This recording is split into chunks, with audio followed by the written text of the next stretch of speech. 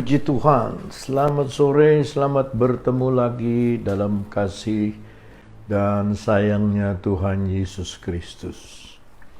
Sore hari ini saya ingin mengajak saudara melihat apa yang dikatakan oleh Tuhan Yesus di dalam Injil Matius pasal 11 ayat 28 sampai ayat 30. Saya bacakan untuk saudara Matius 11 ayat 28 sampai 30. Marilah kepadaku semua yang letih, lesu, dan berbeban berat. Aku akan memberi kelegaan kepadamu.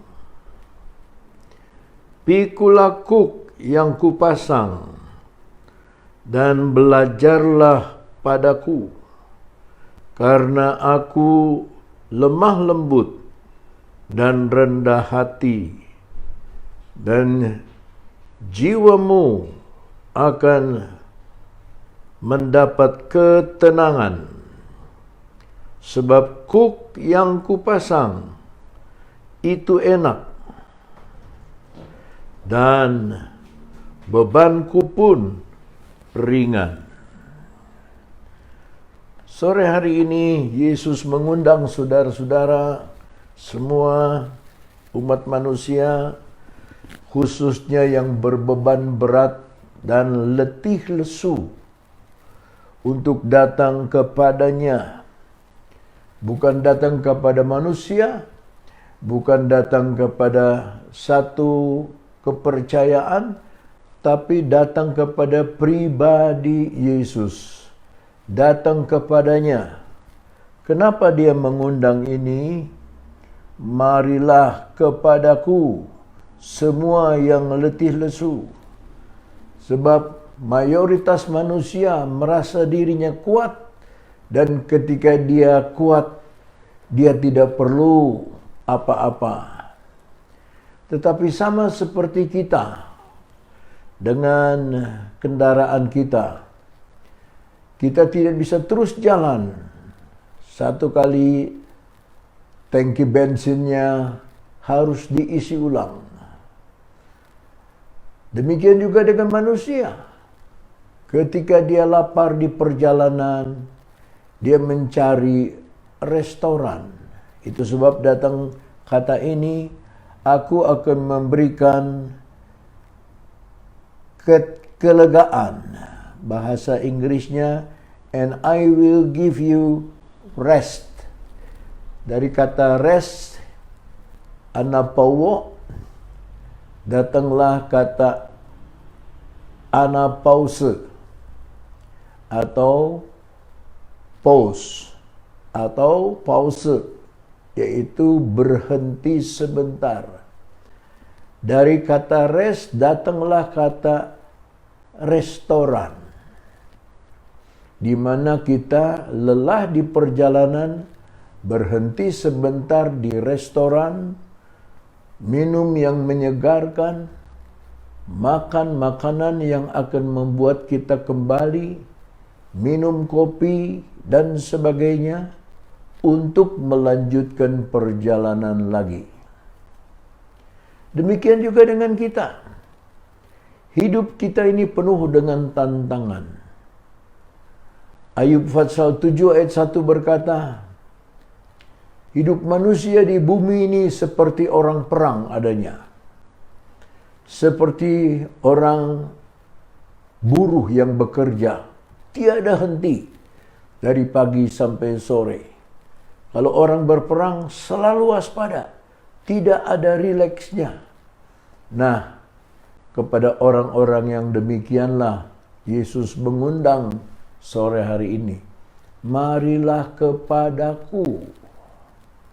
Kalau saya yang berbicara, marilah kepadanya, kepada Tuhan Yesus. Ya. Hei kamu yang lelah dan berbeban berat. Ya. Aku akan memberikan kelegaan. I will give you rest. Nah, sama seperti tubuh kita memerlukan restoran, sama dengan di kereta api selalu ada satu gerbong khusus yang disebut restorasi. Di gerbong itu hanya ada tukang masak, apapun saudara bisa memesan, dari nasi goreng, kopi, teh, dan sebagainya.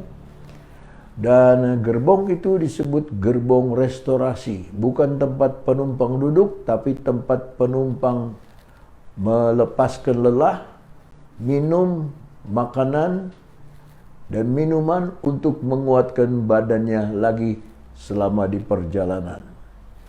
Nah, biasanya setelah kita ke restoran, kita agak tenang.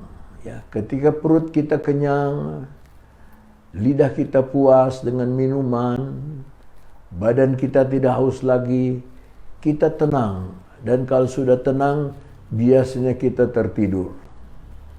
Demikianlah dengan pengiringan kita kepada Tuhan. Segala sesuatu yang di luar Kristus membuat kita lelah, membuat kita capek, membuat kita bingung, membuat kita berbeban berat. Ketika kata-kata berbeban berat itu adalah kelelahan jasmani. Tetapi ketika dia berkata, marilah kepadaku yang letih lesu, itu adalah kelelahan rohani. Ya. Orang yang semangatnya patah, kata Amsal Sulaiman, dengan apa dia bisa dibangunkan kembali? Segala hal menjadi salah. Karena apa? Karena semangatnya sudah patah. Ya. Baru-baru ini Mike Tyson memberi nasihat kepada temannya yang dalam tinju mula-mula dia dikalahkan TKO karena sudah tidak kuat lagi. Lalu Mike Tyson memberi nasihat, kamu harus kuat, semangatmu harus dibangunkan. Bagaimana kita bisa membangunkan semangat kalau kita tidak mengambil waktu untuk rest, untuk menanti, ya, untuk disegarkan. Nah, di dalam ayat ke-29, pikulah kuk yang kupasang dan belajarlah padaku. Setelah kita datang kepada Yesus, Yesus memberikan kita satu tugas, satu pikulan yang lain, yaitu kuk yang biasa dipakai oleh lembu di sawah untuk, atau kerbau untuk membajak sawah. Tetapi dia kasih jaminan bahwa kuk yang dia pasang tidak akan membuat saudara berbeban berat dan letih lesu. Sebab dia berkata, belajarlah kepadaku. Berarti Yesus menempatkan diri sebagai seekor sapi yang sudah berpengalaman. Dan saudara dan saya dipasangkan dengan dia sebagai sapi yang baru saja mengenal apa itu kuk. Dan saudara-saudara, kalau sapi yang baru, dia tidak bisa berjalan dalam jalan yang lurus di bajak sawah. Dia selalu mau melenceng ke kiri, melenceng ke kanan. Tapi syukurlah, Yesus menjadi teman kita. Dia sudah lebih dulu berpengalaman. Tidak ada kesusahan, kesulitan kita yang dia tidak pernah alami. Jadi kalau kita mau melenceng, ini dengan hormat saya contohkan sapi yang senior ini, dia menarik kembali di jalan yang benar. Sehingga dia bisa berkata, pikulah kuk, ya, yang kupasang, dan belajarlah padaku. Belajar menarik. seperti Yesus menarik. Belajar lurus seperti Yesus berjalan lurus. Ya, belajar membawa beban pekerjaan Tuhan sama seperti Yesus, ya. Lalu dikatakan belajarlah kepadaku, ada sebabnya. Karena aku lemah lembut dan rendah hati. Dalam Matius 5 ayat 5, di sana dikatakan, berbahagialah atau diberkatilah orang yang lembut hati, karena ia akan mewarisi bumi. Jadi orang yang lembut hati ada hubungan dengan warisan. Warisan di dalam dunia, warisan di dalam bumi ini akan diberikan kepada orang yang lembut hatinya. Tadi Franklin Graham, putranya dari Billy Graham, diwawancara di Fox News oleh Judd Jenin. Dia berkata, apa yang terjadi dengan hal-hal seperti ini? Dia katakan dengan tegas bahwa manusia sudah membelakangi Tuhan. Manusia membelakangi Tuhan dan menyembah teknologi, menyembah kebendaan, menyembah pencapaian. Jadi dia datang ke tempat yang paling banyak korban, yaitu di Italia, 16.000 yang meninggal. Dia bawa peralatannya. Dia sekarang menjadi ketua dari Dompet Samaria.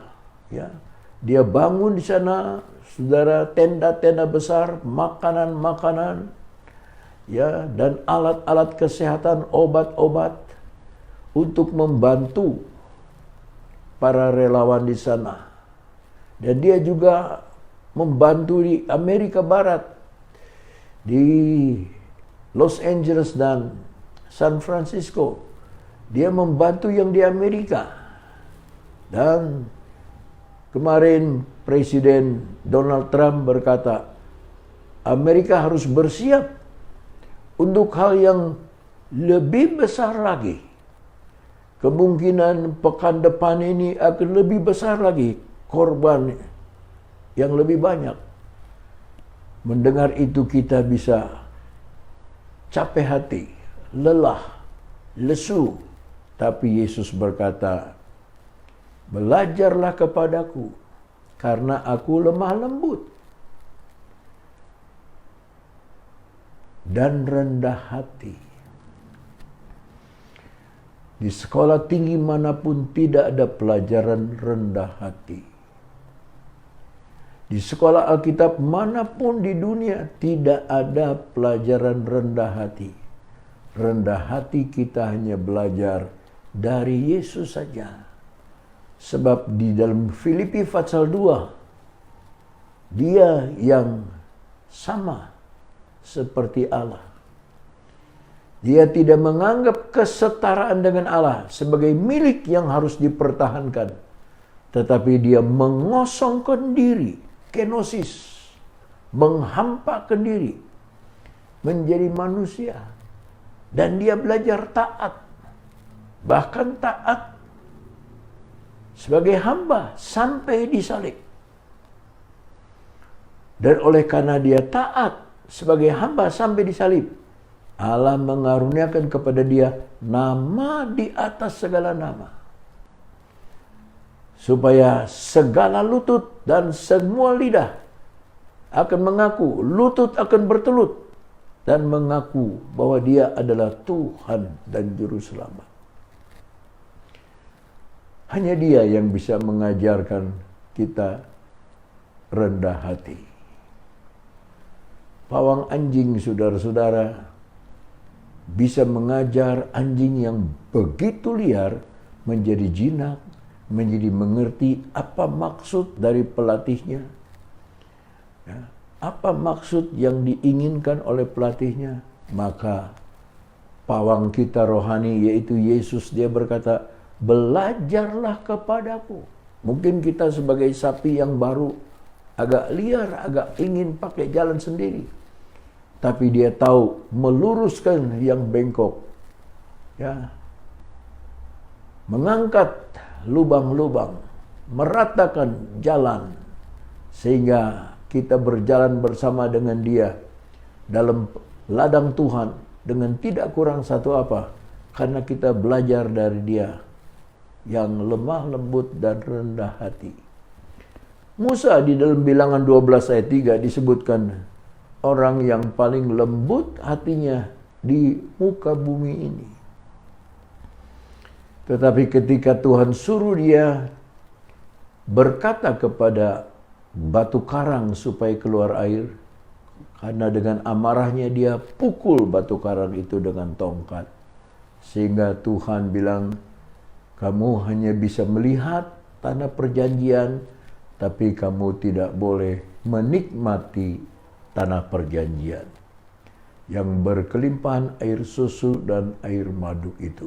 Nah, saudara-saudara, jangan sampai kita hanya bisa melihat berkat, melihat perjanjian dari Tuhan, tapi kita tidak mengalaminya, kita tidak menikmatinya, karena kita gagal di dalam hal lemah lembut dan rendah hati. Sebagai ayat yang terakhir, di dalam ayatnya yang ke-30, dia berkata begini, ayat 29 belum selesai, dan jiwamu akan mendapat ketenangan. Jiwamu akan mendapatkan ketenangan. Tadi rest untuk tubuh, sekarang rest untuk jiwa. Di dalam jiwa kita ada emosi, ada keinginan, ada perasaan kecewa, ada perasaan sukacita, akan ada perasaan duka cita, macam-macam. Tetapi janji dari Tuhan Yesus, jiwamu akan mendapat ketenangan. Tenang. Saudara-saudara, peribahasa berkata, air yang tenang menghanyutkan. Coba saudara lihat selokan kecil, suaranya ribut karena cetek. Tetapi lihatlah saudara, sungai-sungai yang besar, dia tenang. Laut juga tenang, tapi di bawahnya ada arus yang kuat. Sehingga datanglah peribahasa, air tenang menghanyutkan.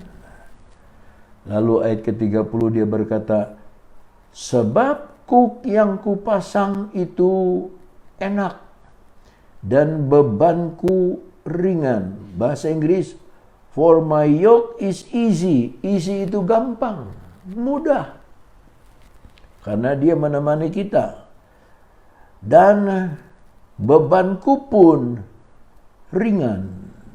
Beban dari Tuhan tidak seperti beban yang dipikul manusia, yang ditaruh oleh iblis. Marilah kepadaku, hai kamu yang berbeban berat. Itu sama dengan pedati yang ditumpuk dengan beban yang melebihi, sehingga binatang yang menariknya tidak bisa menarik lagi. Terlalu berat bebannya. Sama seperti itu, Yesus berkata, aku akan memberi ketenangan, rest kepadamu. Main sepak bola juga, biar bagaimanapun ada istirahatnya. Ketika istirahat, mulailah bukan pemain yang berbicara, tapi pelatih. Kamu harus begini, kamu harus begitu. Kamu terlalu maju, kamu terlalu belakang. Pemain tengah agak sedikit ke depan. Nasihat dari pelatih. Nah, kadang-kadang babak pertama kesebelasan kalah. Tapi babak kedua kesebelasan berbalik bisa menang. Karena apa? Karena pelatih. Dia melihat apa yang kelebihan dan kekurangan di dalam diri pemainnya. Demikian juga dengan Yesus. Yesus tahu kekurangan Petrus. Yesus tahu dia akan ditapi oleh iblis. Yesus tahu. Ya. Makanya Yesus memanggil mereka itu sahabat. Mereka semua disebut sahabat. Hanya satu yang tidak disebut sahabat, yaitu Yudas Iskariot. Dia disebut anak kebinasaan. Karena tidak mau berjalan bersama dengan Yesus. Berjalan, ikut Yesus 3,5 tahun. Tapi firman Allah tidak pernah nempel. Tidak pernah merubah hatinya Yudas. Walaupun namanya artinya terpuji. Tetapi hatinya tidak terpuji. Nah, saudara-saudara, kiranya Tuhan memberkati saudara pada sore hari ini. Dengan firman-Nya, saudara ada kesulitan, kesusahan, datanglah kepada Yesus. Berdoalah kepadanya. Ceritakan kesulitan saudara. Bicaralah kepadanya. Pasti Dia akan memberikan ketenangan kepada saudara. Izinkan saya berdoa untuk saudara pada sore hari ini. Bapa sorga yang kami sapa di dalam nama Yesus. Kami mendengar di hati kami undangan daripada-Mu. Marilah kepadaku yang berbeban berat dan letih lesu, karena Engkau akan memberikan kelegaan. Terima kasih Tuhan, kami mau datang kepadamu. Beban kami banyak, persoalan kami banyak, tapi kami tahu hanya Engkau yang sanggup membuat keringanan di hati kami. Kalau Engkau ada bersama dengan kami, kalau Engkau bersama di hati kami, segala beban akan menjadi ringan. Segala keberatan menjadi mudah. Karena Engkau berjanji dalam firman-Mu, kukmu adalah ringan adanya, dan beban-Mu adalah mudah. Terima kasih Bapa untuk perjanjian-Mu. Berkatilah semua yang mendengar siaran ini. Berkatilah rumah tangga mereka, berkati pekerjaan mereka, yang bekerja di kantor, yang bekerja di ladang, yang bekerja sesuai dengan bakat mereka, olahragawan, pelukis, pekerja-pekerja di sawah, bapak petani, tukang-tukang batu, yang membelah batu gunung. Tuhan, berikan kekuatan, berikan penghiburan kepada mereka. Berikan kelepasan kepada mereka, berikan keteduhan. Terima kasih Tuhan. Jadikanlah berita yang dari sorga ini seperti air yang sejuk bagi jiwa yang haus dahaga. Segarkanlah kami Tuhan sore hari ini, segarkan jiwa kami. Terima kasih Tuhan, kami alaskan doa kami hanya di dalam nama, di atas segala nama, nama Tuhan Yesus Kristus, Juru Selamat Penebus kami yang setiawan. Haleluya. Amin. Selamat sore, sampai berjumpa di lain kesempatan. Tuhan memberkati.